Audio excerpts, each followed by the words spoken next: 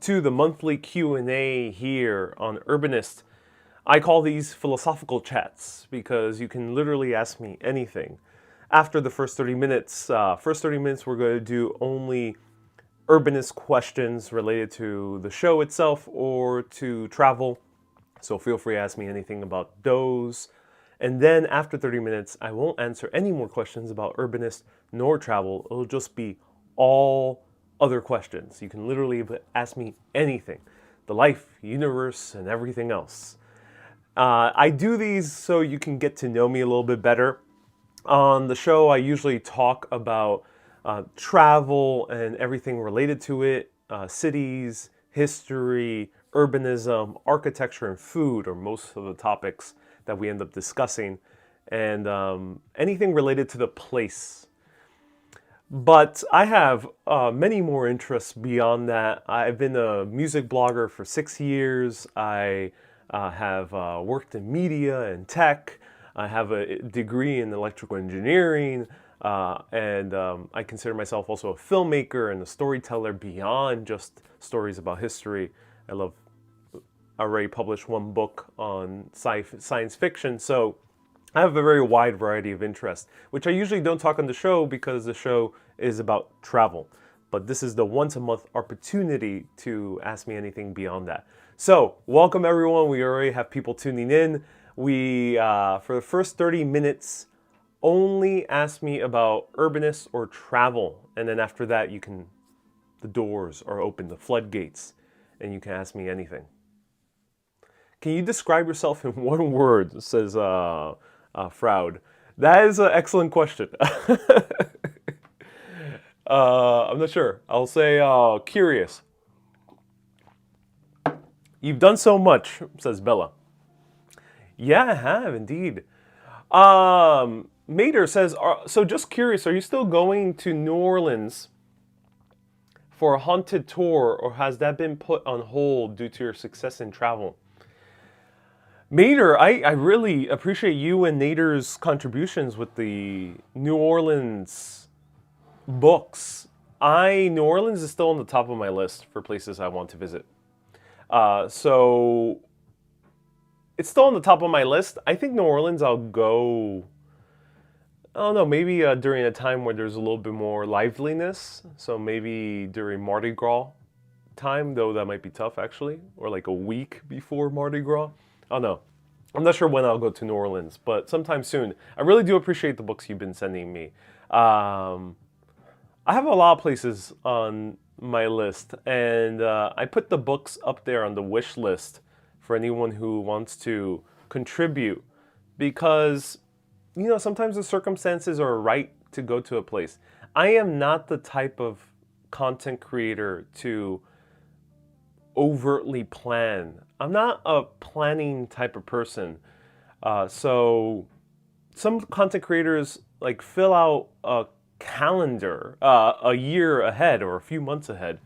And you see this a lot with vloggers nowadays. They are very kind of regimented, and they have a calendar. They know exactly what they're going to do, and blah blah blah blah. They have a plan.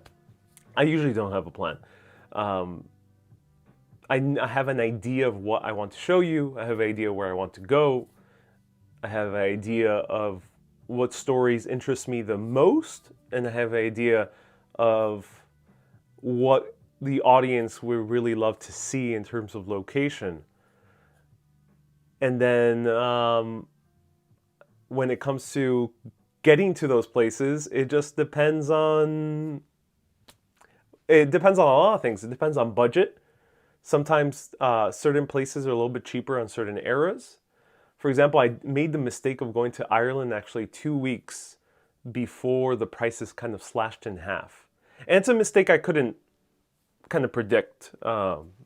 Ireland somehow got way cheaper in October, and I ended up spending twice as much that I needed to.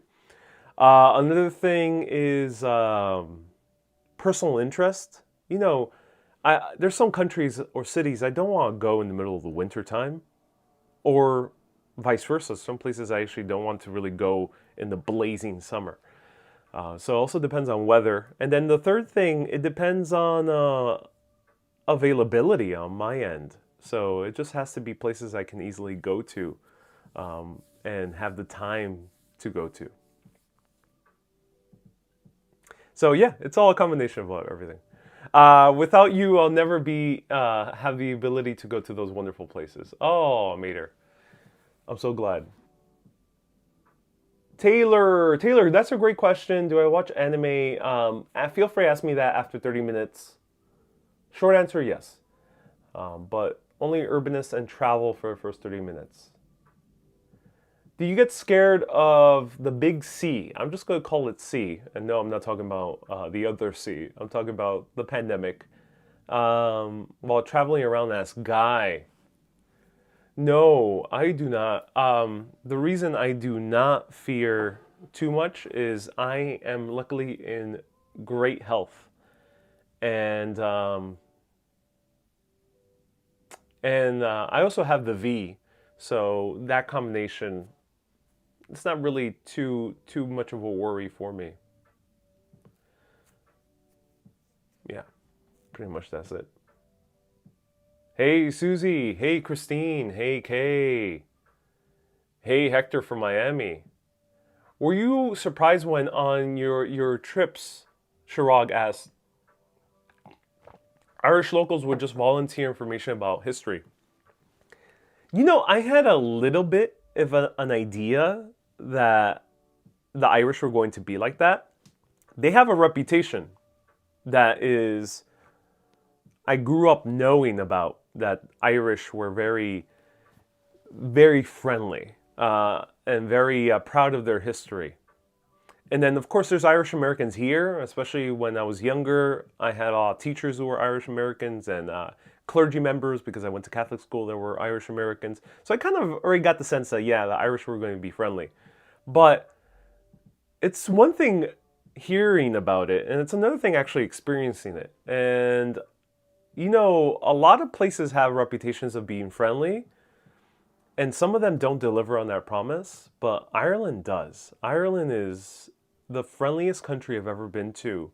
A real, genuine friendliness. America is a friendly country, but it's not always so genuine.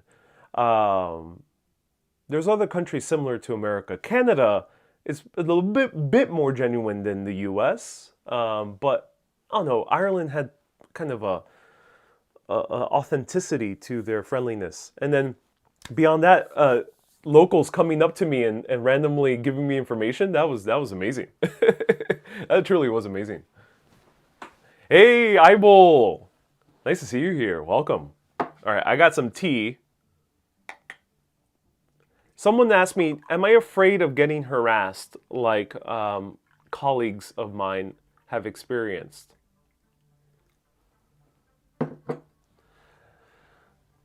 So, of course, that is a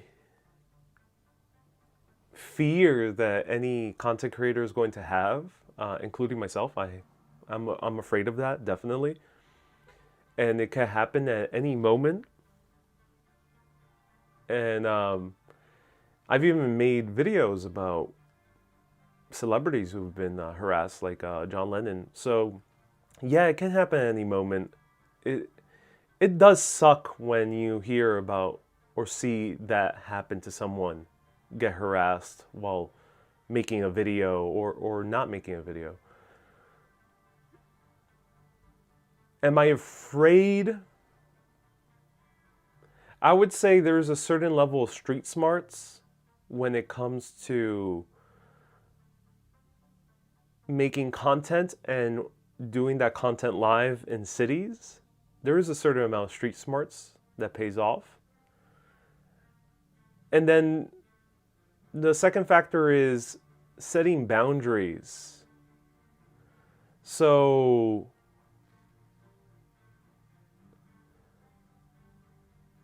that's why online I am not so open about exactly where I am, exactly what I'm doing, exactly where I'm going.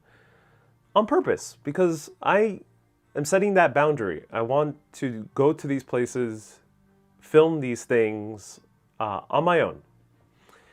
And if someone crosses that boundary, then I have zero tolerance for it. So that's the short answer. Yeah.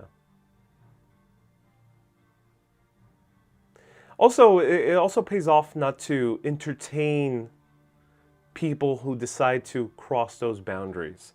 There's a lot of people out there in the world who want to cross those boundaries. And what happens with certain content creators is that they let them cross those boundaries and kind of entertain them for a little while.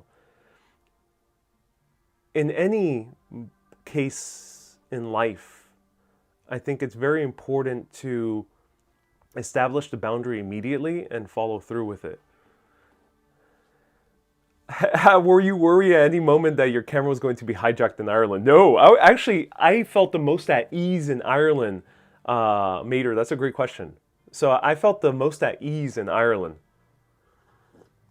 So much so, I left sometimes I like 2 instances. I went to the bathroom, I did a commercial break, and I left the camera there in the restaurant table.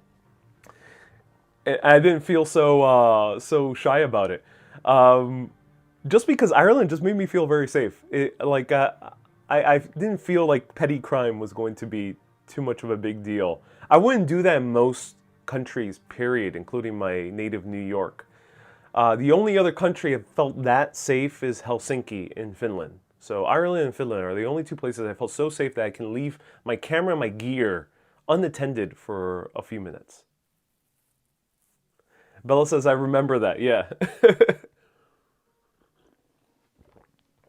Wendy says, oh my God, so cool. Hey, Wendy, nice to see you here. Hello, Morgan. I love the native New Yorker. I fear nothing. Bring it on. It needs to be solved. Also, it pays off not to be afraid or to walk around with fear. I think that's the name of the game. I'm making videos live, in person, walking around. That's the name of the game. I'm exposed both to the elements and to random people. And it is all being broadcasted live. So to be walking around in fear is not the best tact. The best tact is just to go the path of least resistance and just make it easy on myself. And not cover people who would be the ones who would harass me. So people who don't want to be filmed, I wouldn't film them. It's pretty that straightforward. Certain colleagues of mine film people that don't want to be filmed, or it is for them legally dangerous for them to be filmed. I generally don't do that. The other thing is I tend not to go to neighborhoods where I would feel a sense of danger. It's because I don't want to. There's other vloggers out there that's their thing. They go to the dangerous neighborhoods, like Bold and Bankrupt. Great guy, but that's not my content. I'm doing this live. I want to be peace. I want to be calm. So I go to the neighborhoods where I'll feel that calm. I'll go to the countries where I feel that calm. Generally.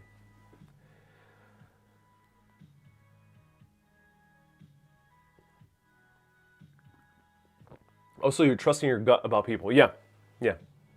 Oh yeah, Ronald, that's very true. Trust your gut with people. That's one thing about street smarts, ladies and gentlemen. And this also applies to any common traveler, not just content creators. But if you get a bad intuition from someone, even if they're being completely friendly and nice, follow that intuition. Do not let your logical mind get in the way and say, oh wait, but they're being so nice. Follow your intuition. Follow your intuition.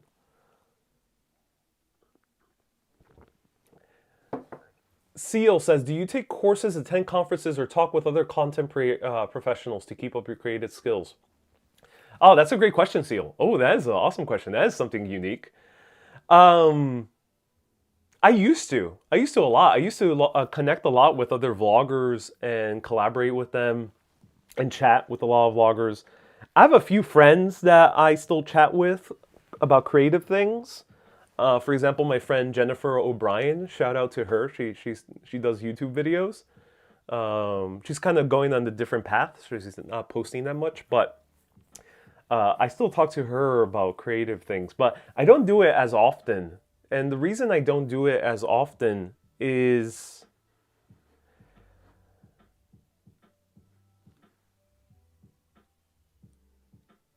talking about content to someone is like letting someone take care of your baby. You know, you have a small child, it's yours, and you hand off that child to like a nanny or au pair. You better trust them. But in the world of creation and online content, which is both artistic and business, not everyone not everyone's going to give you the best advice or the best feedback or the best notes. So I'm very, very picky on who I ask for any type of feedback, any type of pro tips or advice. Very few people in my life. And I do it on purpose because I believe that one's own intuition in terms of creating content is way more valuable than any so-called expert telling you what to do. Yeah. But other than that, meeting vloggers and creative people is a joy, and working with them is also a joy. But when it comes to my own content, my own things that I create, I like creating it in my own way without really relying on other people to steer the direction I go.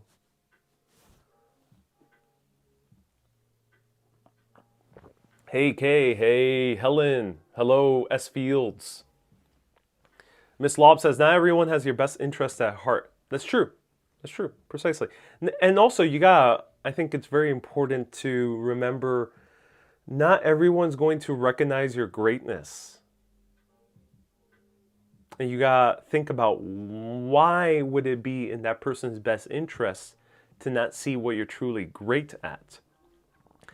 Because at many points in my life, I've had people who don't recognize that I'm a good storyteller, or recognize that I'm a good writer, or recognize that I'm a good, that I have good style. It could be literally anything.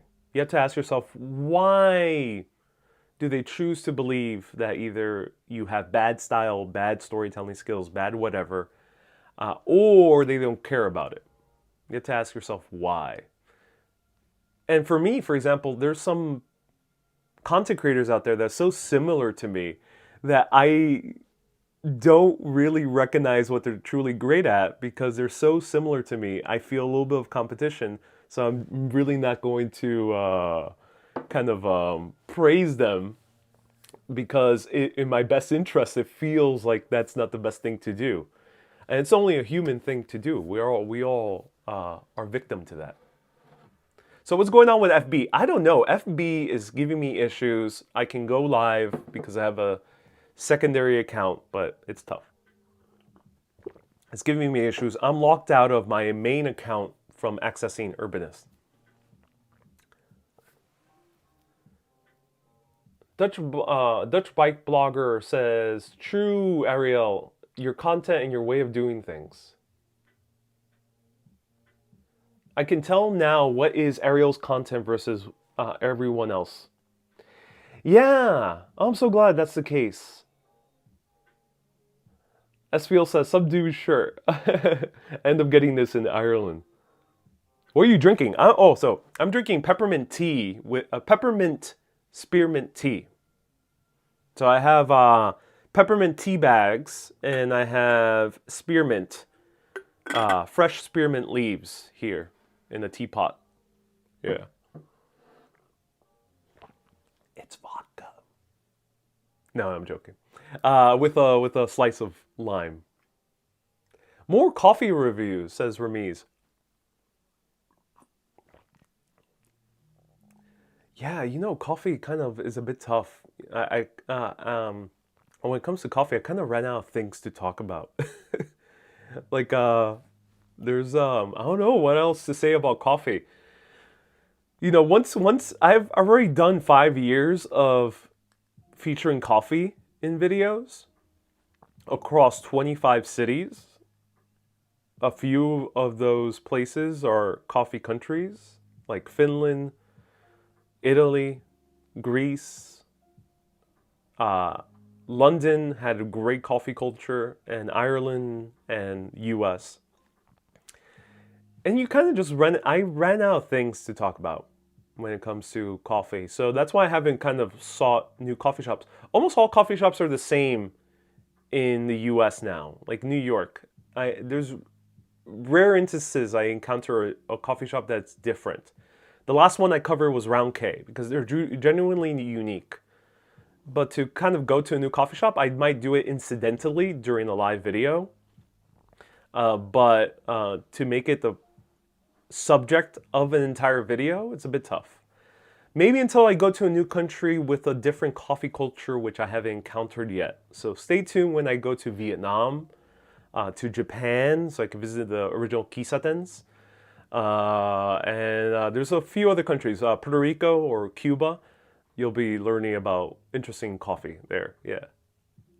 But when it comes to Italy and the US and Western European type of coffee shops like London and Ireland, after you visit 5 or 6 or 7 of them, you'll start to notice that the rest are all the same.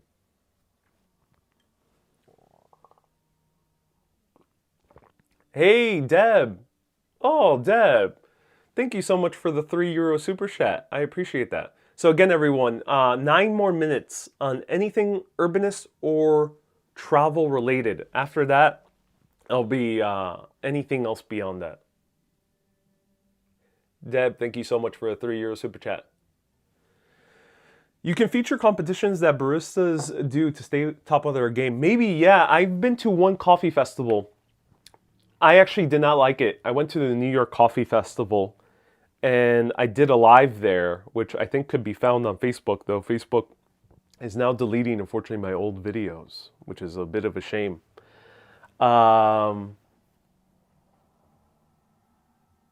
didn't like it because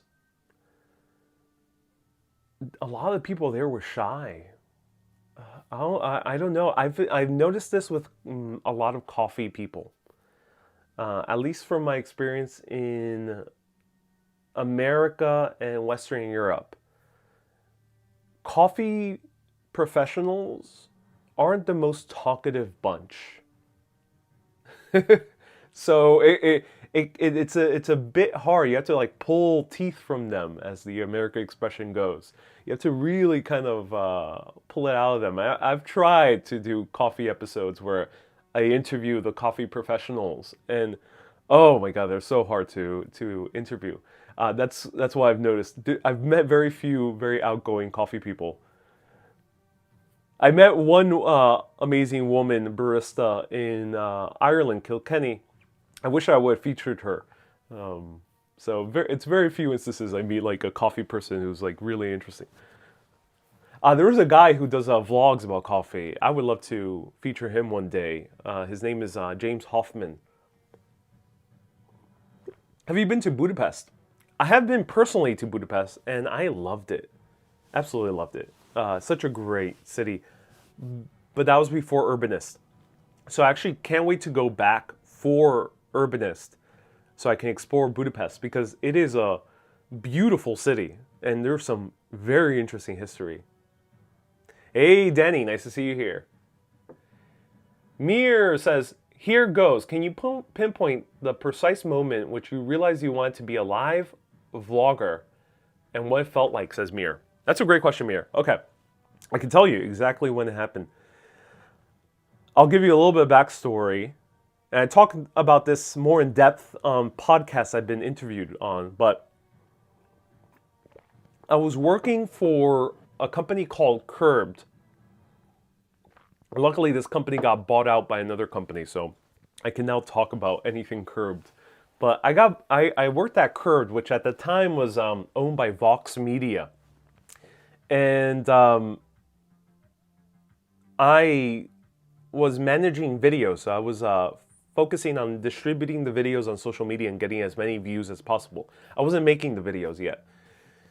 And that was a lot of fun. I started getting very into wanting to make videos myself.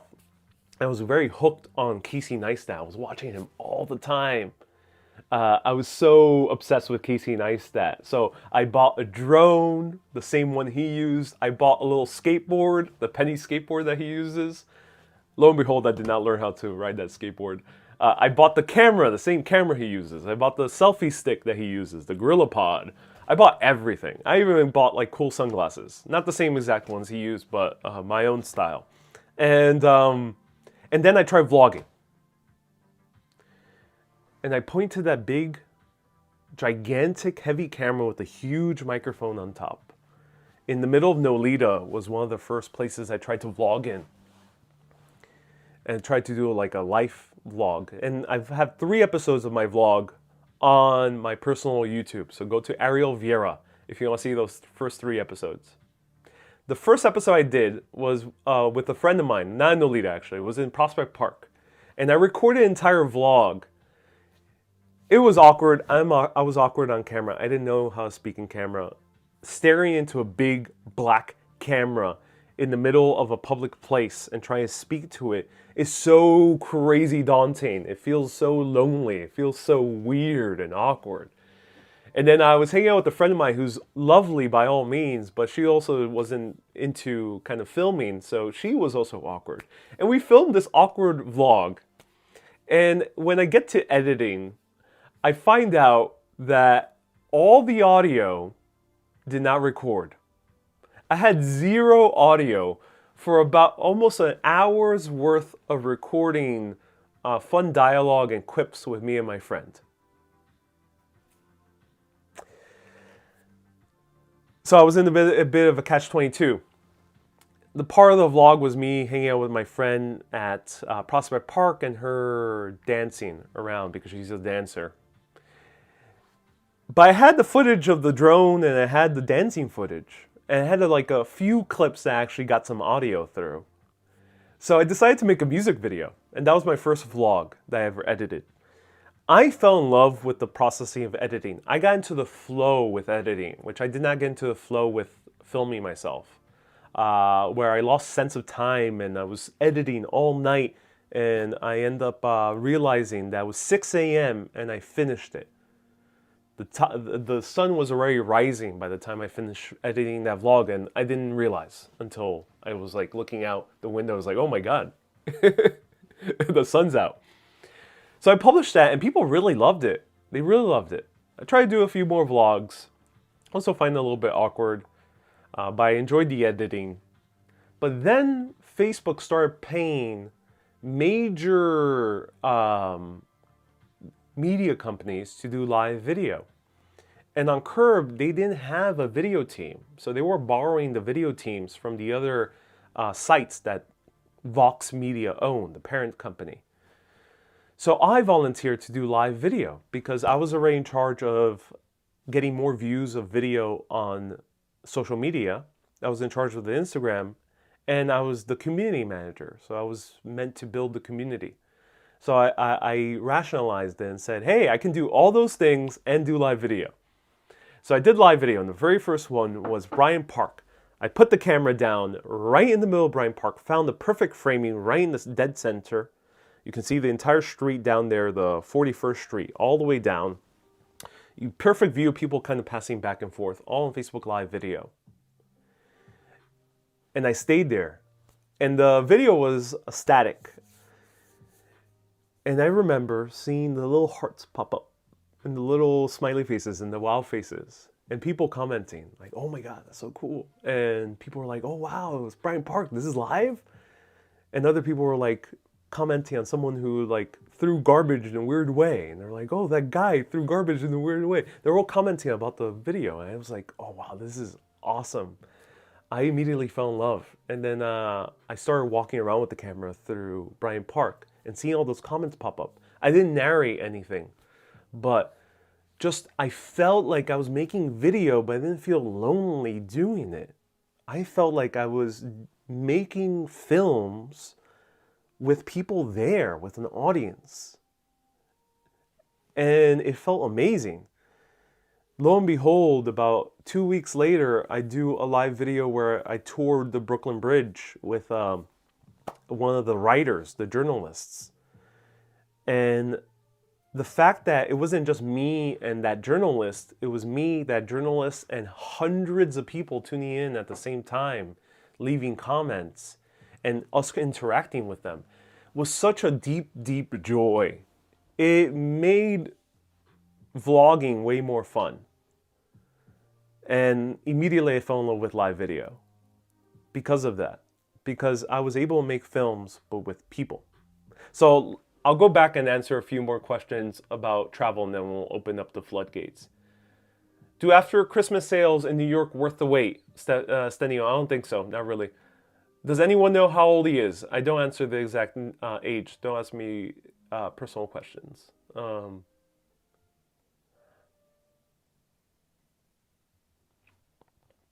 What is your advice in someone starting their YouTube brand? Asked Ronald.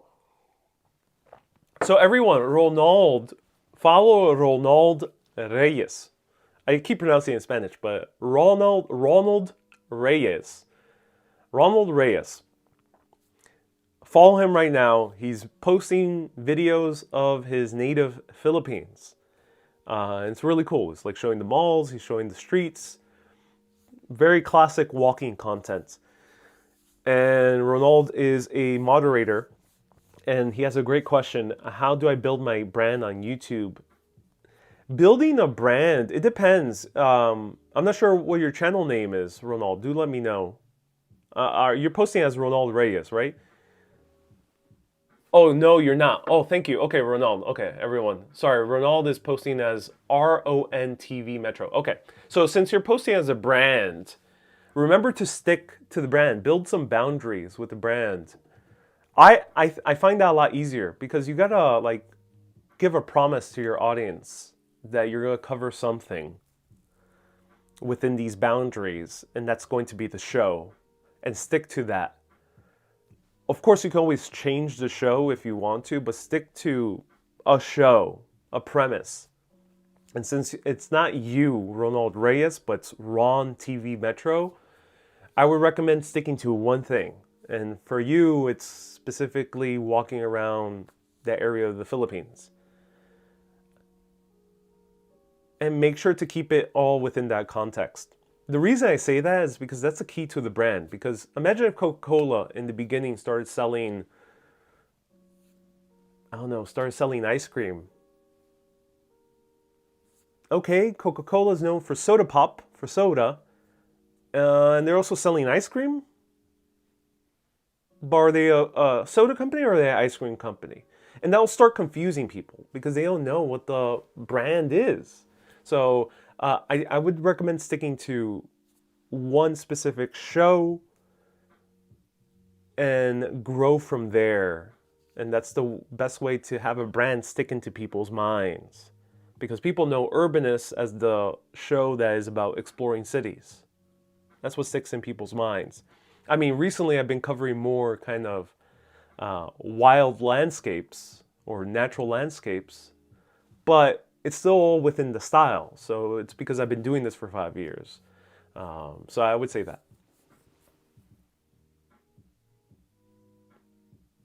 Will you be streaming any marathon-related content this weekend, S Fields? I'm not sure. I have a big freelance gig, so I'm not 100% sure. Stay tuned. It's not a live video, but it's a live movie. See you, Ariel. Back to work, says ABX Girl. What West Indian island would you visit, if any? Jamaica, Barbados? I would love to go to a few, but Jamaica definitely on top of my list. Veronica, if I'm in New York City and see you, is it okay to say hey? Yes. So relating to the beginning of the comment, I am always down to say hi for a few seconds. Always happy to say hi for a few seconds. What I don't like is people who want to follow me on the video or linger a little bit too long, especially while I'm filming a video. So I understand some people might be excited to see me, but remember, for me, filming a video, that's my focus. And I do videos alone for a reason, or if I'm with a crew, I'm focusing entirely on the video itself. So I'm always happy to say hi for for a few seconds.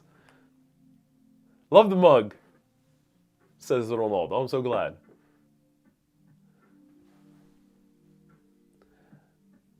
Okay, everyone. I've been having a little bit too much coffee before this and a little bit too much tea, so I gotta take a commercial break.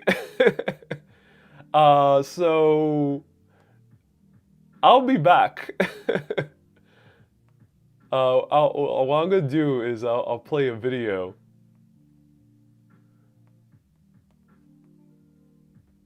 Otherwise, I'll be very distracted. So let me pull up a video, some type of video.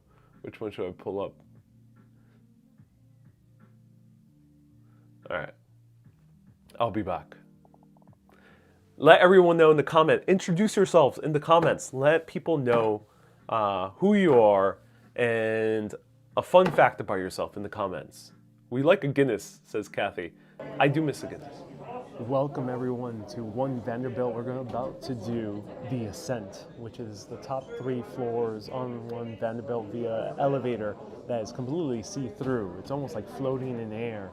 I'm super excited for this. I'm Ariel, this is Urbanist, and let's go to the ascent of top 3 floors. I'm so hyped.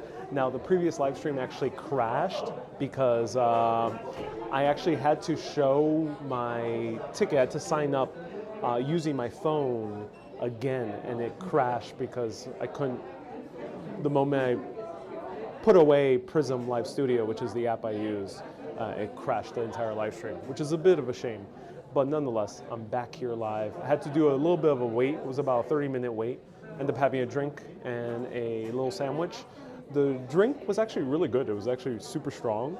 It looked like this little, but it ended up being very, very strong. It was actually really good. The sandwich was very little, and it was like $9, so I didn't feel too enthused by it. But nonetheless, we are on the line. We're seeing views here on the outdoor deck area of One Vanderbilt. So One Vanderbilt is the 5th observation deck to join all these observation decks here. We're waiting on line right now.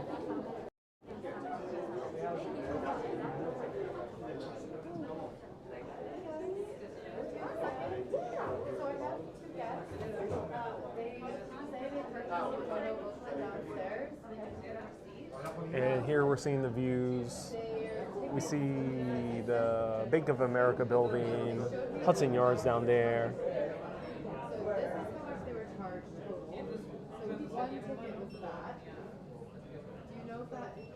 And we have a huge rainbow spire right here. All right, I'm back. Back in black.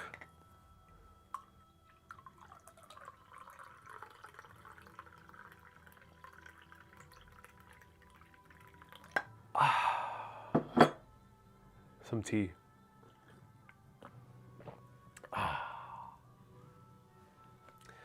Welcome everyone. So I'll answer one more travel question, which was Gary's. Gary and Susie, they're such a lovely, hilarious couple from Scotland.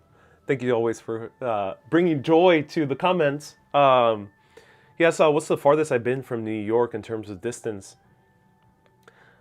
If we were to use New York as a point of reference, I think the furthest I've been thus far might be Istanbul. Istanbul, yeah.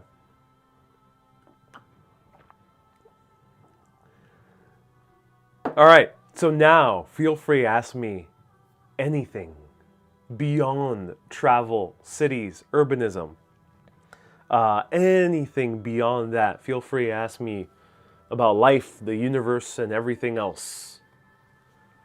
Have all the problems with Facebook resolved? No, I'm still locked out of Facebook from my main account. I don't know who to contact. Facebook doesn't have real people that I can reach out to. So I don't know, I gotta find a way to get someone's attention in Facebook. Wendy says, does fate exist? I think so. I think life is a huge movie that our souls are watching. And in this huge movie, it's being written, produced, and directed all simultaneously and spontaneously. But there are certain parameters to the stories that we live in our lives as human beings on this earth. And by becoming human beings on this earth, there's certain probably story beats that we have to kind of fulfill in order to there's certain story beats that we have to fulfill. So I think, there is fate. There are certain things that we're just fated to do. The thing is, we assume a lot of things are fate when they're probably not. Probably the very big things in life might be fated.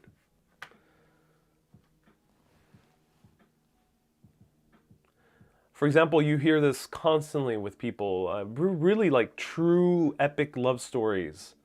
This is not common. People will like to think it's common, but it's not common, I think. But sometimes you hear these really interesting love stories of people who met against all the odds, and it's very, very interesting. So sometimes you would think, that does sound like fate. That sounds almost like out of a movie. Yahya says, I became a member. Yahya, you became a member? Let's see. Yahya, thank you so much for becoming a member. Welcome to becoming a member. I appreciate you. Are you taking a break over Christmas holidays? No, quite the opposite, Lorraine. Christmas is the most fruitful time for live video. So I probably will be making a lot of videos for Christmas. I think as a live streamer based in New York, Christmas is the time to make live video. How do you spend your perfect day when not working? Says Susie. Oh, that's a great question, Susie.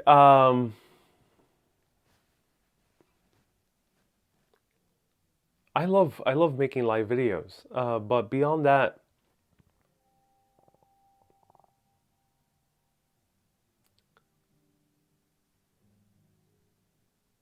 it does depend. For me, my favorite days is spending it with someone very special, and kind of just wandering around with them. Those are my best days, I would say. Just being with someone special and just wandering the city around with them. And I love showing people around that are close to me.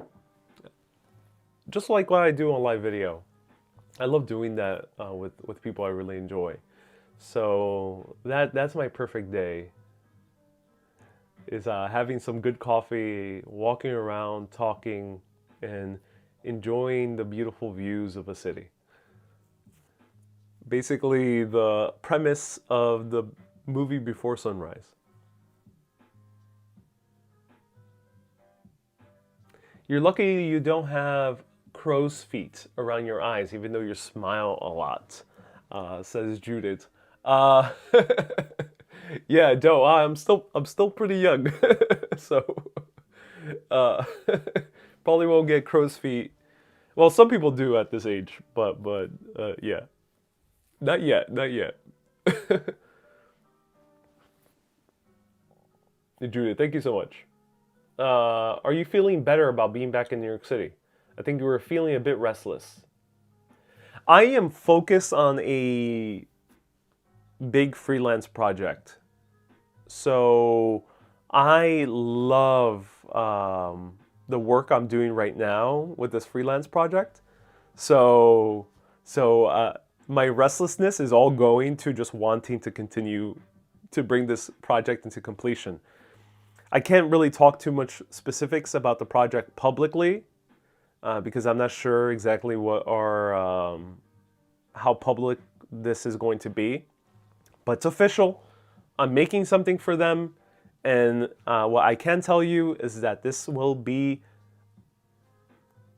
a tourist attraction, and my own video might be in a tourist attraction. It's going to be really fun. But stay tuned. Super Urbanists are going to get a little behind the scenes of what I'm doing because it happens to be related to urbanists. Because most of the freelance jobs I accept tend to be related to what I already do on Urbanist. So Super Urbanist will get a sneak peek into what I am doing. So feel free to become a Super Urbanist. Patreon.com/urbanist. And you'll get a sneak peek. So excited. All right. Have you dyed your hair? It looks very dark. No, I don't. I never dyed my hair in my life. I have naturally jet black hair. I'm not sure how long that will last.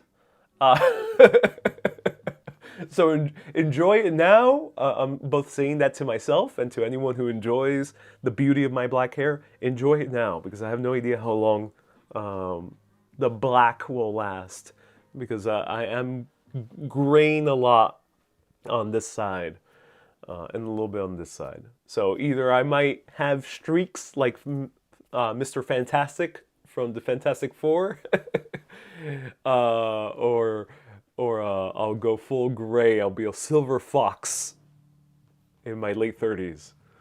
Who knows? I'm not sure what's going to happen. But I'm not going to dye my hair. I embrace the spattering of grays that I have.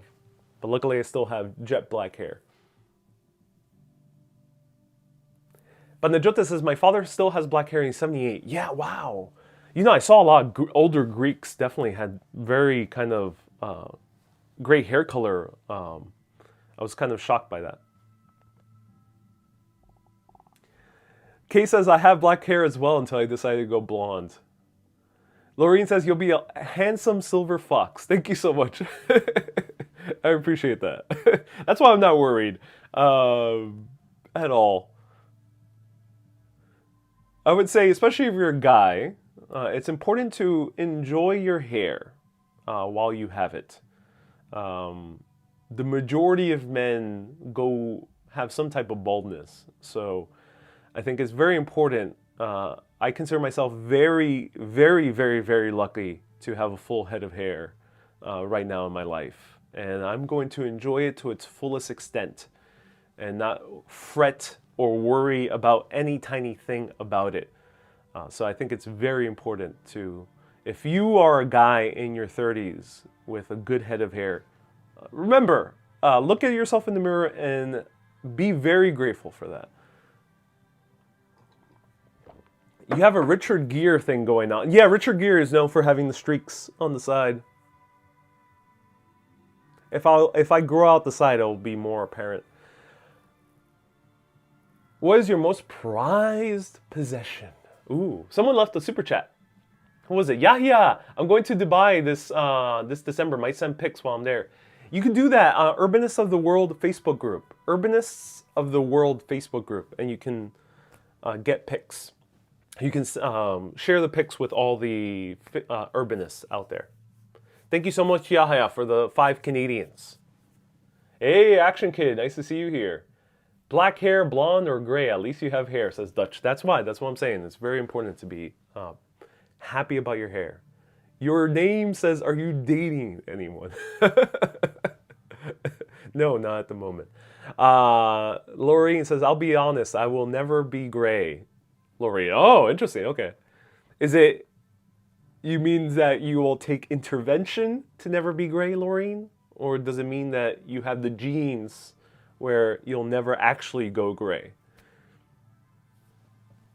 Because I know people, there was people in my life who at no cost, will allow anyone in the world to see their grays, and they will cover it up at all costs. Have you ever felt unsafe while traveling, Hans? Great question. I'll be brief. Ask me anything beyond traveling. Very few times. It's only happened in.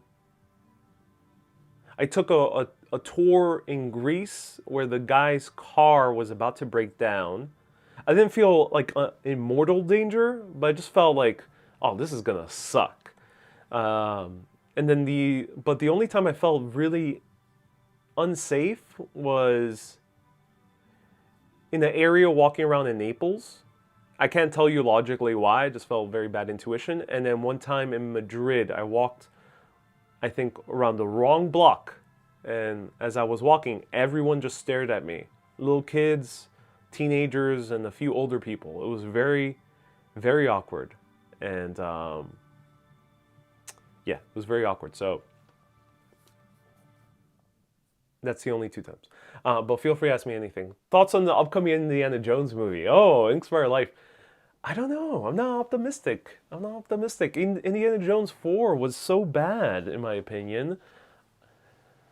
I still fall asleep at Indiana Jones 3. My favorite Indiana Jones is the second one. And for some reason, people, they got into their heads in terms of critics and Steven Spielberg and George Lucas have been led to believe that the second Indiana Jones is the worst one.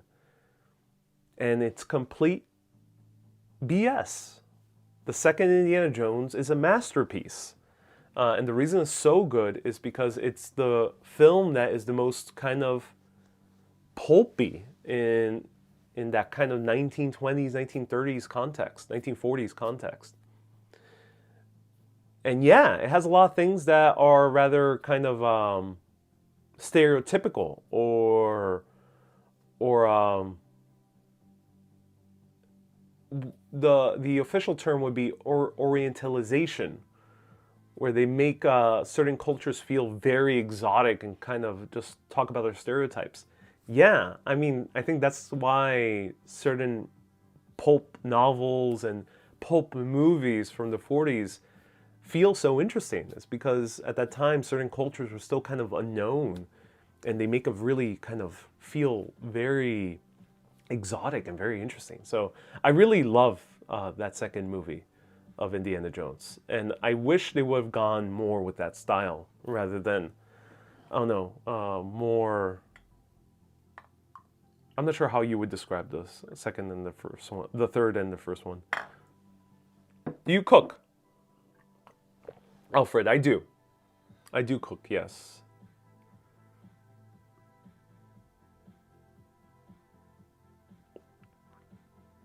Morgan says, yes, the Temple of Doom and Raiders of the Lost Ark were both iconic Pulp Fiction greatness. Says Morgan, yeah. Yeah, they were.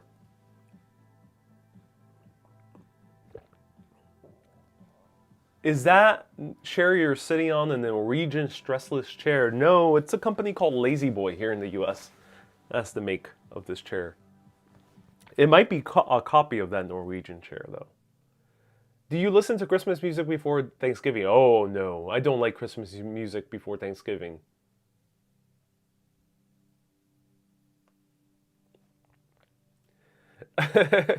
Mater is quoting Indiana Jones. Dr. Jones, no more parachutes. And what neighborhood are you living in? In some neighborhood in New York.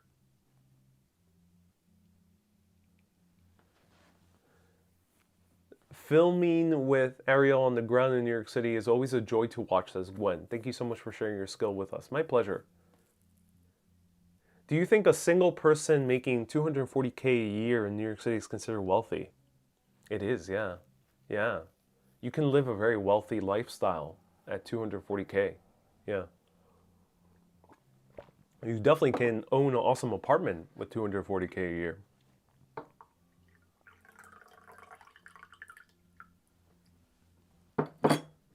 How would you rate your chair? It's nice. Dwayne, if I were to give a bench review, we're indoors, so it doesn't really make too much sense about talking about bird poo, and there's no human poo, luckily. But these chairs, they're not the most comfortable, and it's a bit too high. Like, I'm already a very tall 5'2", and I feel like my feet are a little bit dangling, even though I'm in the lowest setting. And the kind of the way it's sloped still puts a little bit of pressure on my calves. So I'll give this a moderate 6.4. I'm trying to find the perfect desk chair, and I have a tough time. What's your favorite holiday, says Neil? I think Halloween. So much fun. Great opportunity for haunted history. Do you have any pets, says Gary? No. I don't really like the idea of having a pet. I really love animals. And I cannot bear to, in my own life, to have an animal stay in a home. I can't bear that. I would have a pet if it meant that I don't need to leash them or need to keep them in the house. And they can go anywhere they please, and I don't need to be responsible if they leave. I would definitely have a animal in my life if that were the case. But in modern society, that really isn't the case, at least in the US. You can't just have a dog without a leash. And if it leaves, you can't just let it leave. So, no, I don't have a pet. Was your trip to Ireland the most expensive? Yes, it was. It was the most expensive trip thus far, Evelyn. 1 month in Ireland was basically the equivalent of 2 or 3 months in Italy.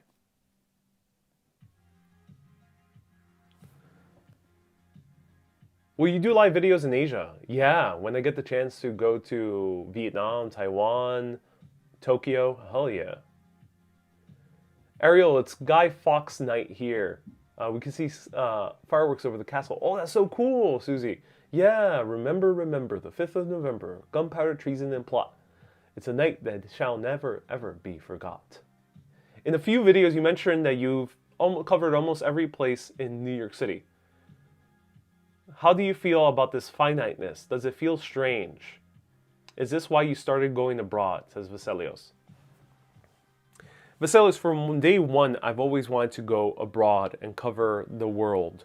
That's why I called it Urbanist. I never called it New York Urbanist. I never called it Ariel's New York Traveling Show or The New Yorker or whatever type of New York-based name.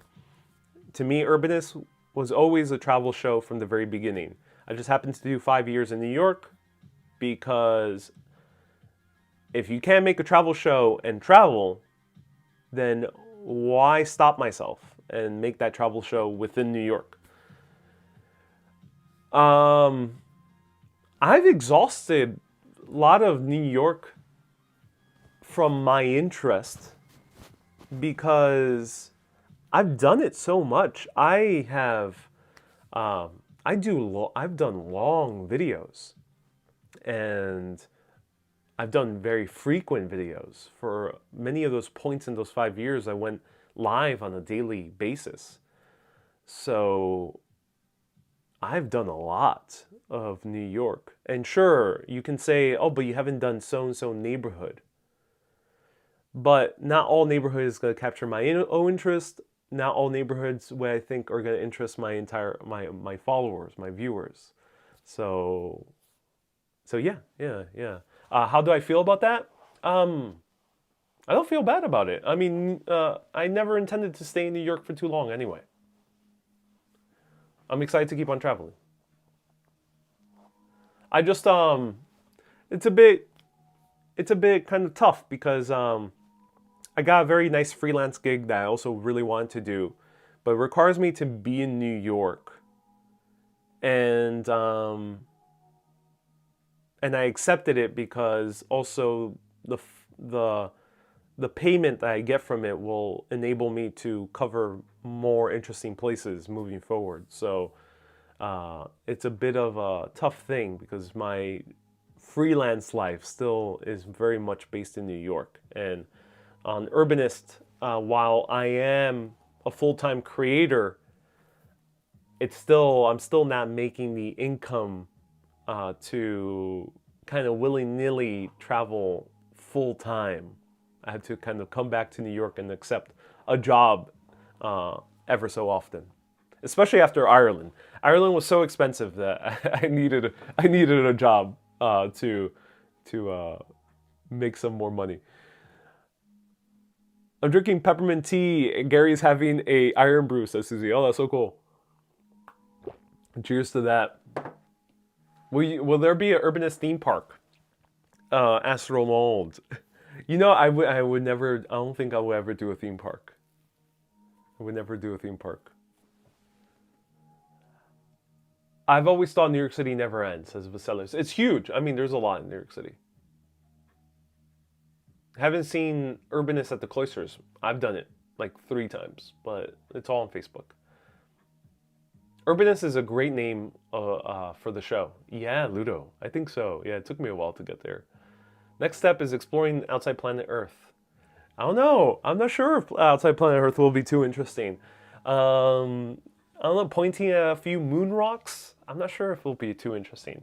Though, if we do find out that there are massive secret civilization in the moon that the world has been completely not knowing of for millennia, then I think that would be very interesting content. To go to the dark side of the moon and explore the interesting secret civilizations that lie over there.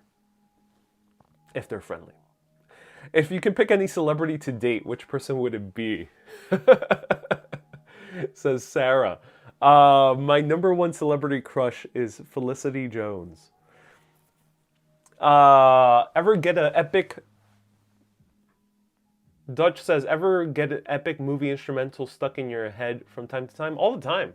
I mean, that's why I made an entire album that involves orchestral music. But yeah, I do get epic instrumentals in my head all the time. Now with the freelance job I'm doing, I'm using a lot of classic symphonic music, and it's stuck in my head.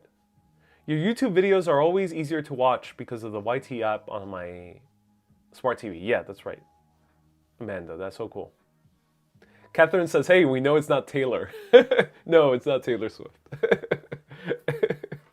She is not my type. ¿Sabías cocinar algún plato de Puerto Rico, says Kaiser? Do you know how to cook any Puerto Rican dishes? Sí, yo sé cocinar mofongo, pernil. Puedo cocinar arroz con pollo, habichuelas negras. Puedo hacer piña colada, mojitos, pastelón. Eso quise hacer. So I know how to make mofongo, which is baked plantains. I know how to make pastelón, which is plantain lasagna. I can make rice and beans, a bunch of other things. Will you ever play reggaeton for your future wedding? No, I don't think so. Though I appreciate the music of my peoples, I would probably not have reggaeton. There's other music of my peoples out there that I think are a little bit better for wedding, specifically salsa. Why do you think we dream? Asks Wendy. I think we dream... Who's to say that dreams are within our heads?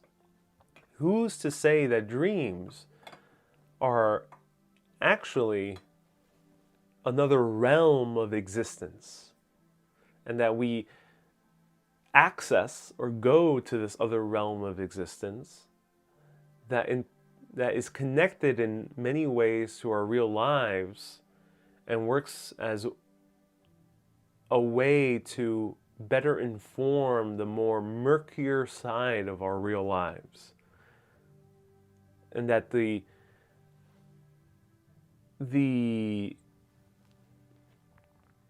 the dreams that we have and the lessons that we learn from what we can remember when we wake up that morning might have something of importance that we can apply to this realm that we call Earth. Who will you collaborate with in your next live streams or video? Says Driss. I don't know yet. Stay tuned. I have one person in mind. Definitely one big person in mind. I really want to collaborate with Dongo. Dongo, you met him very briefly when I covered the best Puerto Rican restaurant in Manhattan, in my opinion, which is Casa Adela. And I end up finding out that we're actually related. We're third cousins, which is a crazy coincidence. Because I did not know him, he did not know me. He kind of found out about me through Here Be Bar and asked me to collaborate. So I would love to go to Puerto Rico and collaborate with Dongo and kind of bring more Puerto Rico's history to the world. Do you have any plans for Cuba? I would 100% go to Cuba, but Cuba has terrible internet data reception. So I think the only capacity I can really go to Cuba is if I do TikToks and I do vlogs. I really don't see it possible to do live videos in Cuba. But maybe I'll consider doing that at some point. Just like a week in Cuba. And then, I won't be live in a week. I probably won't be able to post in a week. But when I come back, I'll have some interesting content. Maybe I'll do that. Lorraine says I'll remember him. Susie says we had I Love You by Jim Reeves for our wedding dance. If you don't know it, have a listen. Maybe for your wedding dance, says Susie. I'll listen to it. I Love You Because by Jim Reeves. Oh, that's so cool.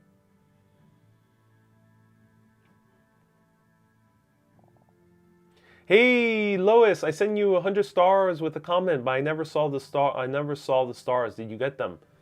I did not see them. If Kay could let us know. I did not see them, Lois.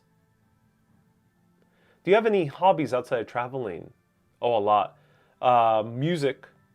I already produced 3 albums. Spirituality. I still continue to read about spirituality and write about it on my personal Instagram.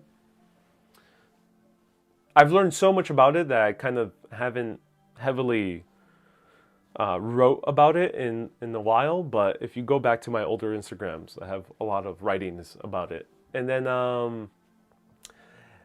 I love learning about weird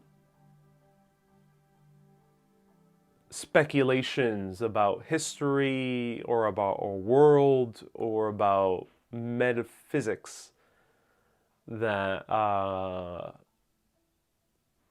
would love to do videos about, but I don't know how. And pretty much in line with the channel like Bright Insight. He covers those topics very well. Or there's a great speaker, and he posts YouTube videos as well, called Greg Braden.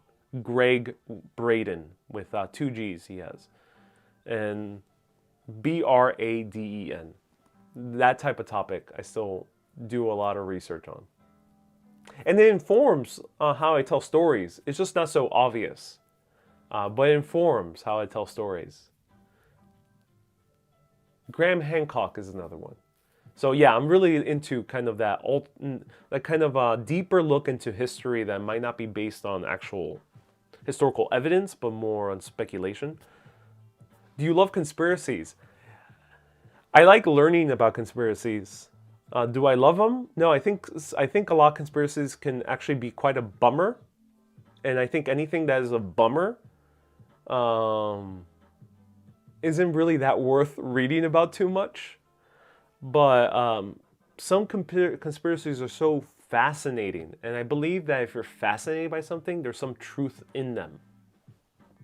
If you're dead bored by something, there's probably very little truth in them or very little relevancy to anything worth learning about.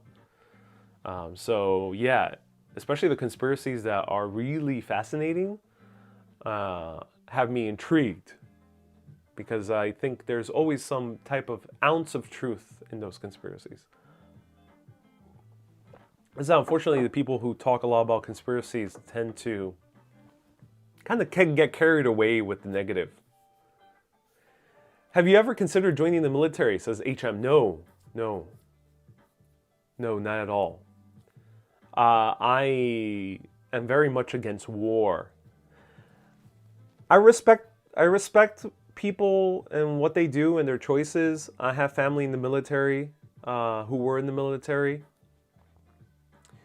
And I respect them. I respect their choices. But for me personally, I am very against war, and I would not consider taking a human life.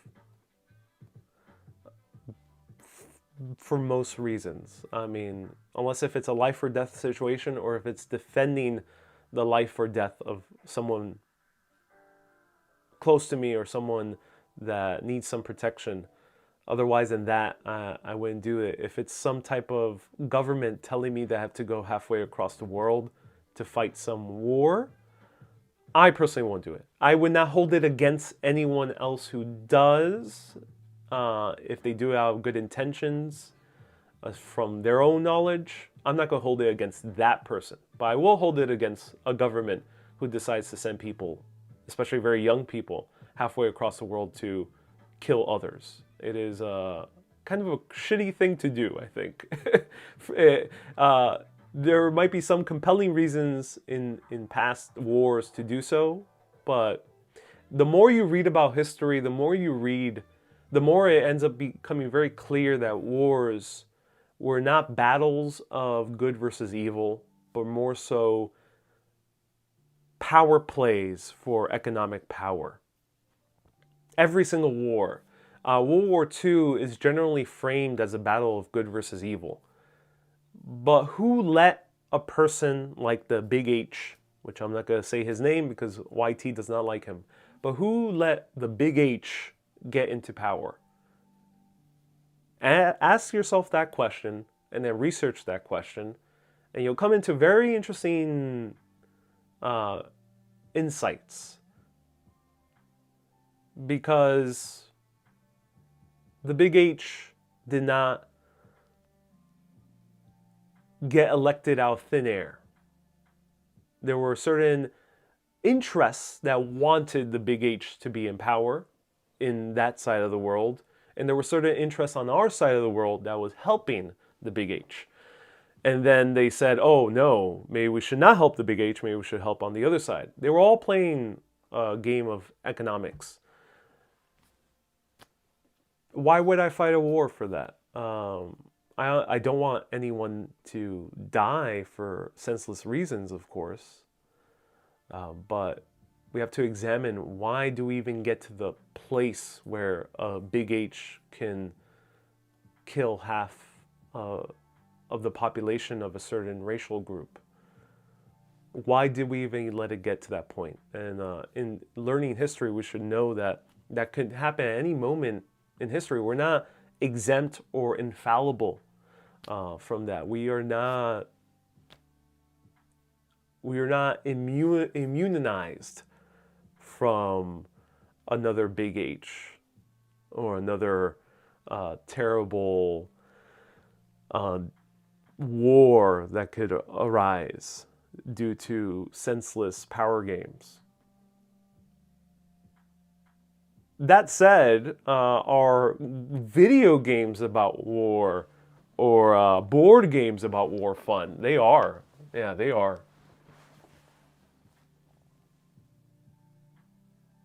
I know this isn't a cooking show, but for one of those monthly chats, would you consider making your favorite recipe? At least your avocado toast, says Mater. Maybe one day. Catherine says, this talk scares me.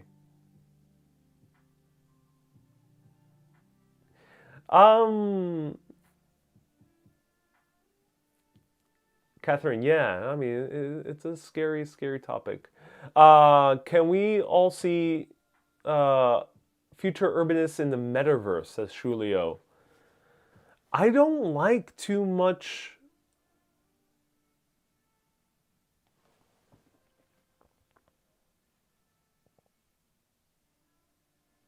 Ark asks, who do I look more like, my mom or dad? A lot of people think I'm the spitting image of my dad. So a lot my dad. Uh, but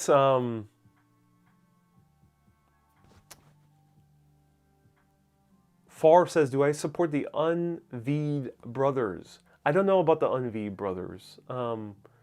But I think people should do with their bodies what they want to do. I mean, we shouldn't. I think to withhold rights from people choosing to do something with their bodies is a bit silly. If they're not harming anyone, it's a bit silly. And it gets complicated, I know, with the pandemic because you can rationalize as taking certain health choices as harming others. It gets tricky. It gets tricky. It gets tricky. It's a complicated subject. Are you Craig Kegley? Says maybe art. I know who you're talking about. Yeah, he's a great content creator. Maybe he's saying that I look like a guy who does videos about spirituality on YouTube. And yeah, actually, no one has ever told me that I look like him, but when I see him in his videos, I think I look like him. So I'm glad someone actually spotted it. But no, I'm not related to him at all. But I can see why you think I look like him, because we literally have jet black hair, same type of glasses. I think he also has pretty dark eyes, or at least dark green eyes, and same type of facial hair. It's a bit shocking. So yeah, I at least look like his brother.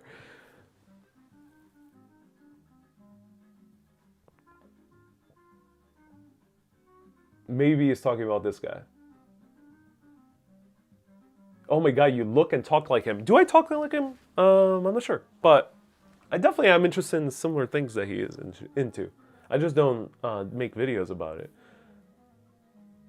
I don't understand how the ends, the party from Germany, became so inhuman. There had to be some guards at camps who felt empathy. Yeah, Nina, it is a very complicated question, but I think it's very important to look at the paper trail, the economic paper trail of any type of war on all sides. It becomes shockingly obvious why wars start. It's all for economic power. Whatever the reasons are said in media, usually are trickled down from the original reason of an economic power play. So even the American Revolution, people say it's for freedom. Well, Benjamin Franklin was trying to convince the British government to make the new capital of Britain in the US, Boston specifically, or Philly. You can see his intentions. His intentions, I'm not saying they're bad nor good. I'm not making a value judgment on Ben. By all means, as he's an American hero in terms of history. But before the revolution, he thought that America needed more economic power and deserved more economic power under the British Empire. So if you say that the American Revolution was bought for freedom, it's a bit of a simplification of the actual reasons that led to the American Revolution. While freedom was a factor, it wasn't just that. It was also an economic power play. Because the British Empire also did not want to share power, and Americans wanted more power, and war commences. So, of course, that is an oversimplification, but I think it's important to discuss those generalizations because it kind of enlightens as to why we actually have wars in the first place. So a lot of people are saying, "Oh my God, you do look like him. He's your doppelganger." Do you drive? I do drive, but I don't like driving.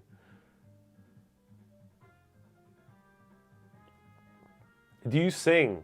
No, I don't sing at all, Susie. Do you own a gambling ape? I'm not sure what gambling ape is. Do you believe in forgiveness even if you do something like commit a crime, says Josephine. Yeah, I think so.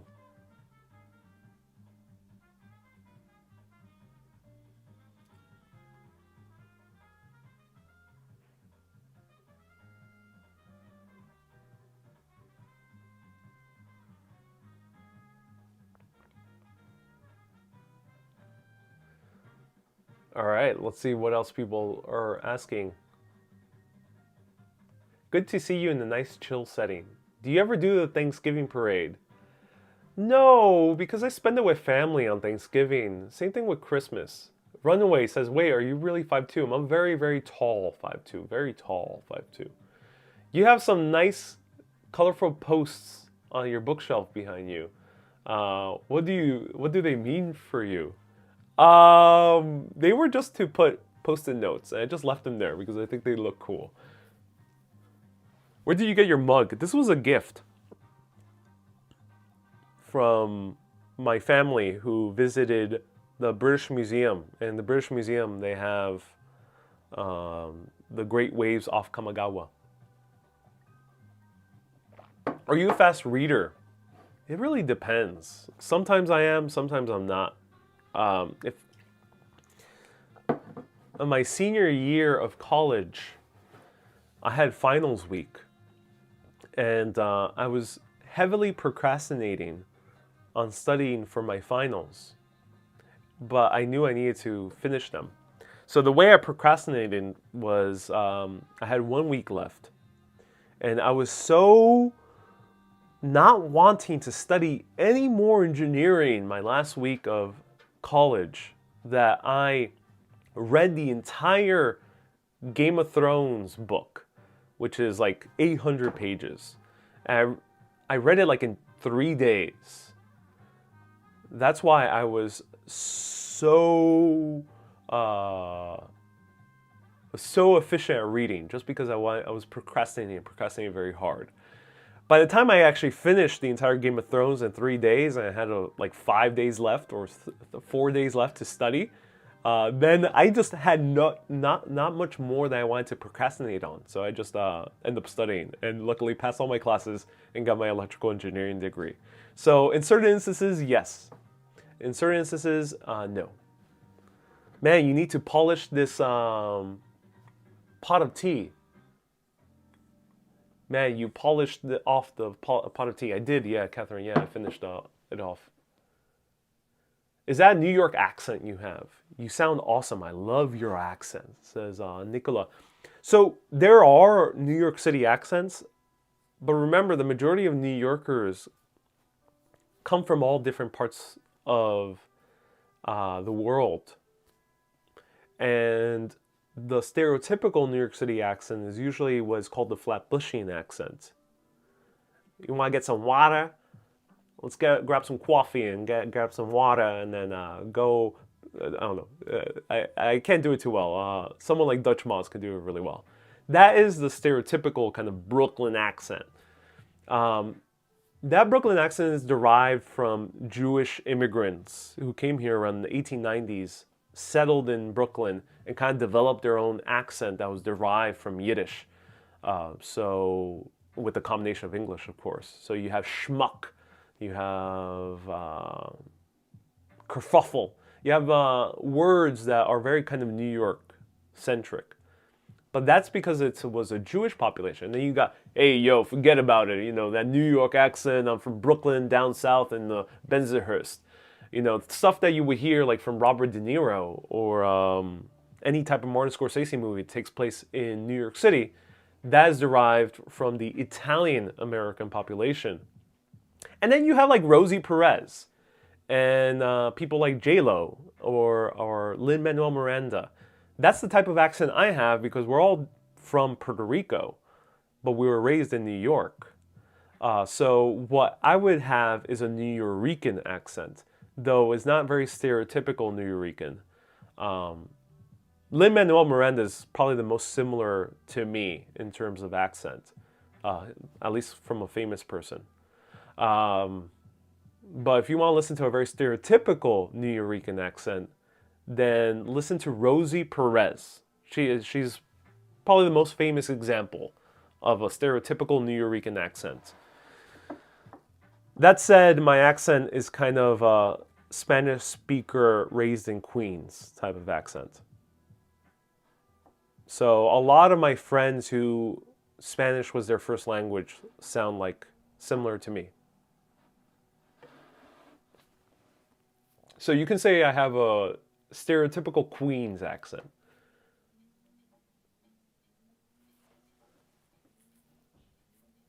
Is there such thing as a posh New York accent? There's not really posh, but there is kind of old style New York, which has pretty much disappeared. But you can kind of hear it in like old movies about New York that aren't with those actors, those Jewish American actors from Brooklyn, but more kind of the kind of classical New Yorkers from Manhattan. Yeah, it's a bit hard to pinpoint, but I think Upper East Side, you'll still kind of hear that accent. Kind of like I think the example of a classic New York City accent, like the poshest I think you can get. Our former president Nicole says Donald Trump. Yeah, yeah, that's kind of like the old school New York accent. That's not the Brooklyn accent. I think that like Trump. See a show like Only Murders in the Building with Steve Martin and Martin Short. Yeah, they speak more kind of that generalized New York accent. There's a great guy who does this really well. What's the name of this actor? He's the main actor from Portlandia.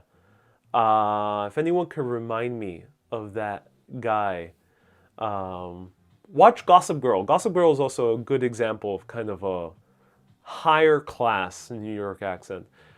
Some of the characters, at least there, because some of the characters are actually played by Brits. Susie says, "Say door." I say door, more similar to how most Americans say door. But if I were to say in a very Brooklyn way, it'll be door. The door. You know, open up the door. Fred Armisen. Thank you so much, Roy. So search Fred Armisen New York accents. He, by far, does the best impression and explanation of all the different accents in New York. And he does it really well. Miss Lob says, say tour. So I say more in line with most of America. But if you were to be very stereotypical New York or even Boston, they would say tour. Tour. I'm going to take the tour to see all the doors, and we're going to have some great coffee. Say good day, mate. In the Aussie accent, says Nicole. I can't wait to learn the Aussie accent. Perhaps being of Hispanic origin and being able to speak both English and Spanish very well, America itself is transforming multilingual. So yeah, a lot of Mexican Americans that are already like first generation or second generation also have a similar accent to me. And I think that is definitely becoming the case. My accent is becoming more commonplace in America because a lot more Americans are now Hispanic. But again, you know, sometimes you have Hispanic Americans that grow up in African American neighborhoods, and many African Americans have a unique way of speaking as well, a unique accent. So they pick that up. So a lot of my New Yorkers that grew up in the Bronx have a slightly different way of speaking.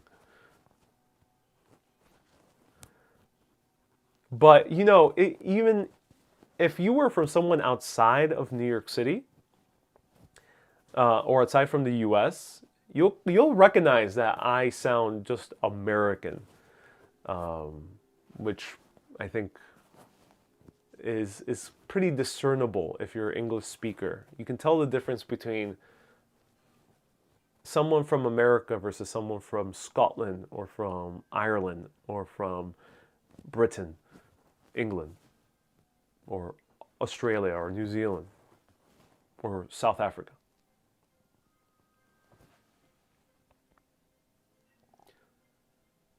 ¿Estás en tu casa? Says Maria. Sí, estoy en mi cuarto.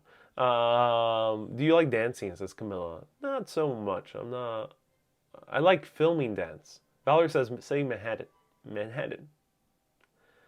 I'm a Mexican with a Staten Island accent, though, says Jorge. Hey, Jorge! Are you the Jorge I know? I do know Jorge Peralta. Jorge, are you the Jorge I know? Well, nonetheless, thank you so much for tuning in. I'm glad you're a Mexican with a Staten Island accent. That's cool.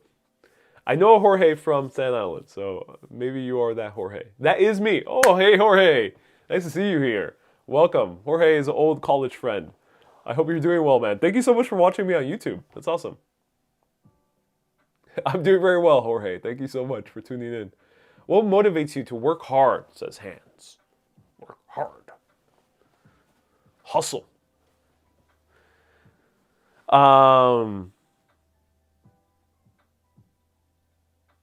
Doing what I love and loving what I'm doing. That's what incentivizes me to work hard. If I'm doing what I love with Urbanist and making videos and making TikToks and making live videos. So to me, 2 hours of speaking on camera, telling history tales and researching those history tales and walking around and exploring the city in order to find the best places to go live, and then doing the research and planning the trip and going to all these different places and connecting with other people and connecting with sometimes museums to cover the museums, all that is stuff I love on the deep level. Stuff that I would do even if I weren't making any money off of it. And that incentivizes me to work hard, quote unquote. But to me, it feels effortless. But to the outside perspective, anyone looking at what I'm doing, it would seem rather like I'm doing a whole lot. Because I am, it's just, I love doing it. So to me, it's easy. So doing what you love. But I also do freelance jobs. And of course, I'm not always in the mood to do a live video. Like I had was a bit frustrated with making live videos in New York, just coming back from Ireland. So what I do in that context is that I love what I do. So I might not be doing what I love, but I love what I do. So I gotta make this live video. I might not be in the mood for it, but I already made the commitment to make this live video, to provide entertainment to others. So let me love this live video. Let me find a way to love it. And that might mean changing it up. That might mean covering something that I really want to cover and kind of share it with people. It might mean doing it in the way I want to do it. It might mean kind of just saying, fuck it, I'm just going to do it in a very relaxed way. Same thing with freelance work. If I'm being hired to do a video for someone, a documentary, I'm going to love what I'm doing. I might not. Like I've been hired to do corporate jobs. So in corporate jobs, I might not like love doing corporate jobs, but I'm going to love it as I'm doing it. So I find what's lovable about it, what's engaging, what's fascinating, what's fun, what's thrilling about it. And yeah, that might be hard in some cases. But for example, in corporate jobs, one thing I really love about doing corporate jobs, and I don't accept too many, but I have a few clients I really love working with. One of the aspects of those jobs is I love interviewing the corporate people. Corporate people, you know, I'm generalizing, of course, but they're not used to being on camera, especially the older corporate people. And they're not so kind of free and kind of, they have a few walls up. They have a few layers up. Because they're in this environment where it's business. And it's about having certain regiments and certain specific protocol.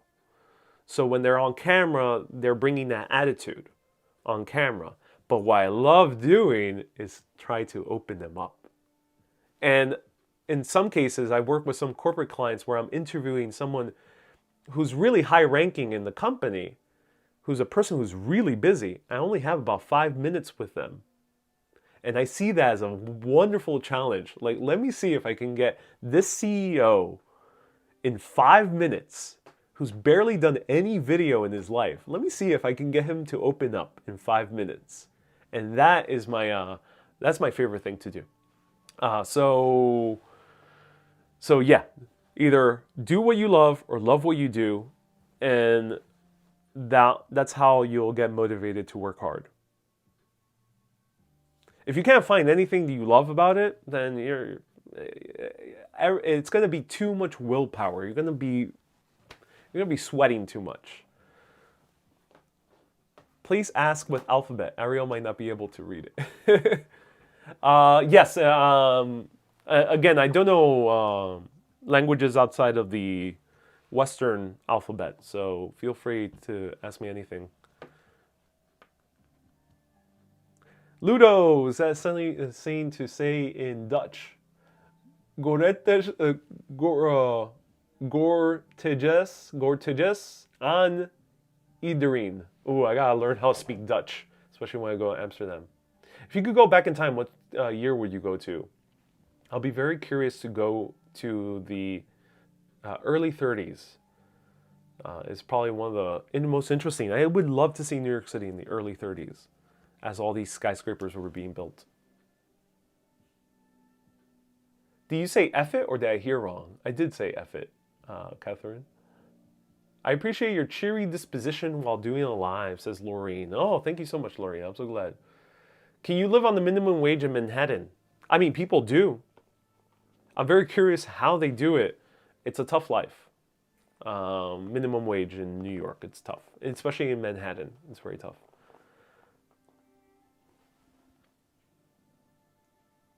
Have you ever been in Germany? No, not yet. I really want to go to Germany. Yeah, I'm very curious about Germany. History of the word freelance. I don't know.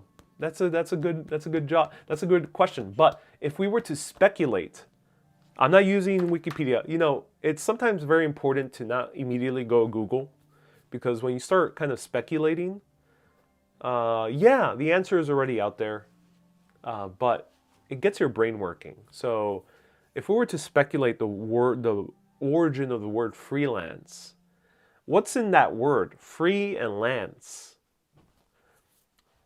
What were lances? When were lances used? Lances were used a lot in the medieval era. Were some of the lance wielders, lancemen, were some of them free agents, mercenaries? Maybe. Maybe they were freelancers. So maybe they were lancers who were mercenaries, and they went from town to town, from fiefdom to fiefdom, lending their services.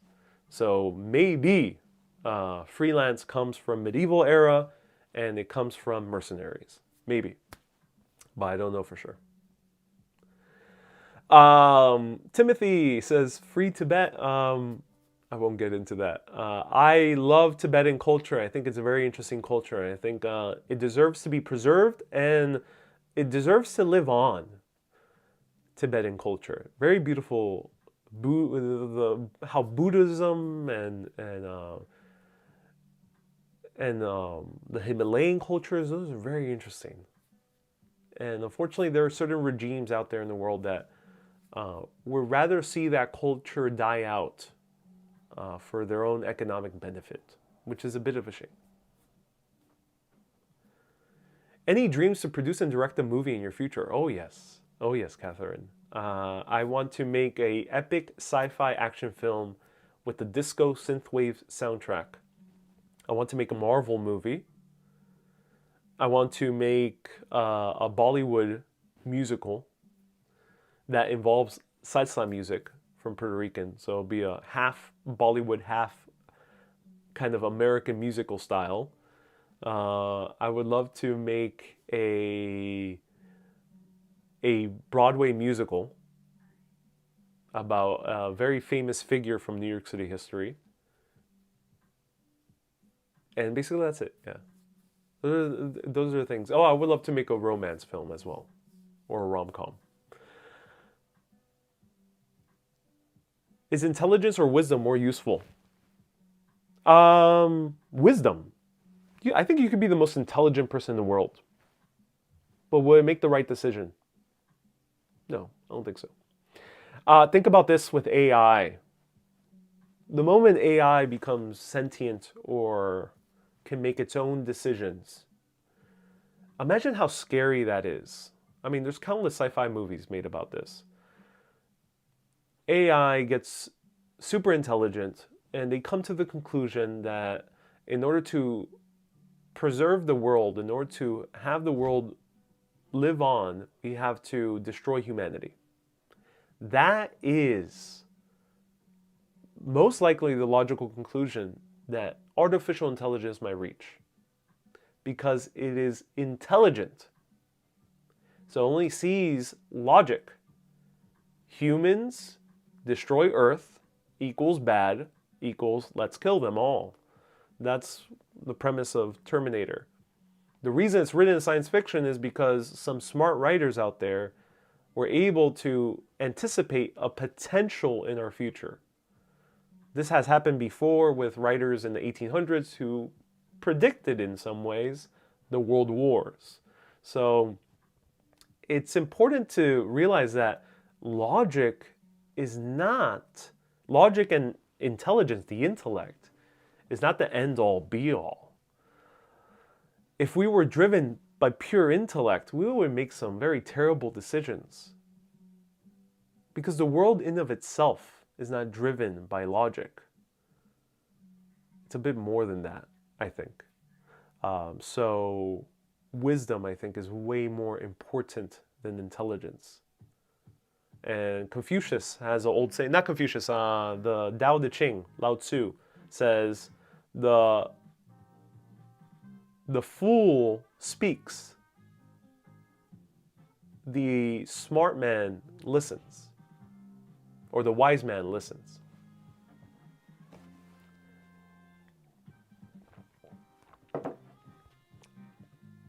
If we were strictly driven by intelligence, imagine asking a surfer who's approaching a big wave, imagine asking him to intellectually tell you how he's going to attempt this gigantic wave. This surfer could know the ins and outs of fluid dynamics in terms of engineering and physics. But even then, it doesn't suffice the natural intuition that a surfer has to ride the wave. Because the water and the wave is almost fully incomprehensible from the point of view of a single human being. Especially when you're coming across it like now. So our intellect isn't always the greatest tool. Sometimes it's wisdom, it's the flow. Peggy says, paddle like hell. Wisdom is the proper use of an application of knowledge. Wisdom is seeking the bigger picture and balanced empathy, says Cynthia. Yes, I agree, yeah. Do you go into deep introspection before crossing the street? Sometimes I do it, Ronald. Sometimes. Do you think everyone has a conscience? Everything has a conscience, I think, Judah. I think the entire universe is conscious. And that's why I personally like to take great care in taking care of things. You know, like even any animal, any inanimate object, any tree, any plant, any fungus, anything. And there's some, I think there's something there. Think about this. We have computers that are now able to chat with us. Let me show you an example. Okay, Google, tell me a joke. What do you get when you put a vest on an alligator? An investigator. So right now, that is, of course, pre-programmed. But it is very well possible that this device will be able to tell us a unique joke. Or at least tell us something unique. Or at least speak in its own kind of language that it develops on its own. So, is that made out of biological matter? This device that I have, a Google Home? No, it's made out of metals, plastic, and crystals. There's a crystal involved in every single computer in the world. Literally, silicon. It's a crystal. You know when your new age friend likes wearing some type of crystal because that person thinks it's gonna bring them love or riches. They say like a rose quartz might bring them love, or a tiger's eye will bring them confidence. Well, there's a literal crystal in our world that enables the internet, that enables computers, enables any type of computation in the entire world is dependent on one crystal. Of course, there's other crystals involved, but there's one main crystal, and that's silicon. And quartz as well. Quartz is the second one. Quartz and silicon. Two crystals that are crucial for computation and will be crucial for artificial intelligence. It is crucial for artificial intelligence, but the moment artificial intelligence really becomes intelligent on its own, we're going to realize, wait a minute, there's a form of intelligence that is run on crystals. So can you say a crystal is not conscious? Things start getting very weird when you start thinking about that. So yeah, I think everything in this life is conscious. Personally, I prefer diamonds, says Susie. Touche, Susie. I'm convinced my Alexa listens to everything I say. I wouldn't doubt it. Okay, I wouldn't doubt it. Treat your technology nicely, because who knows what's going to happen in the next 20 or 30 years or 40 years. Yes, rocks have a soul. Yes, that's what many people do believe. I would say everything does have a consciousness. Can EU citizen get job in Manhattan? Says Harry. How hard it is? I don't know, Gary.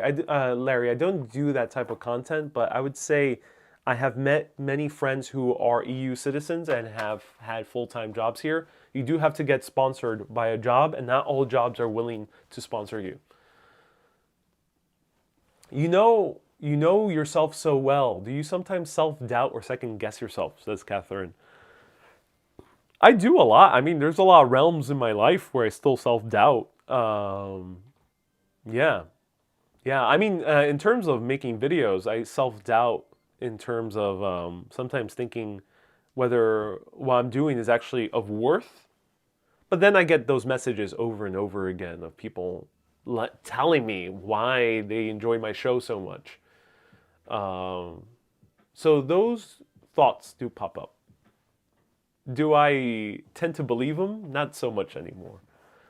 Also with like just general self-confidence. Yeah, those thoughts do pop up, especially with, sometimes there's people out there that I really want to impress, or I really want to like come across as good, interesting, nice, fun, creative.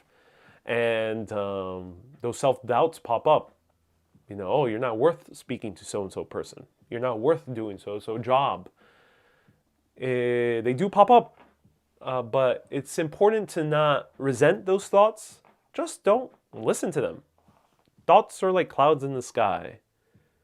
You can choose to see it, you can choose to enjoy it, or you can choose to ignore it.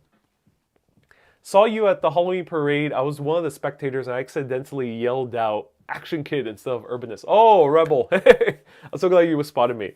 But yes, I'm not Action Kid. I'm glad you spotted me. It's either a red pill or blue pill. Ariel, you give both colors, says Timothy. Yeah, it's not always red pill or blue pill. It's both colors. Timothy's referring to what people believe is a red pill or a blue pill.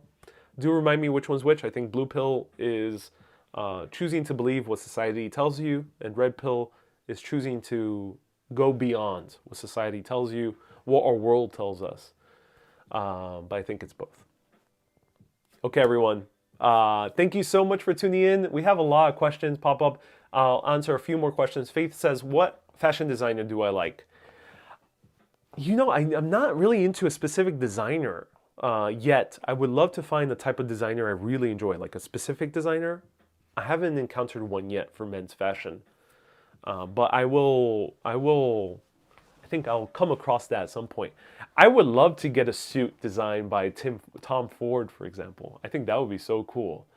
But I bet there's a designer out there, like Salvatore Ferragamo. I sorry for mispronouncing his name, but that guy, Salvatore Ferragamo, is very interesting patterns. I'm not sure if he's still alive.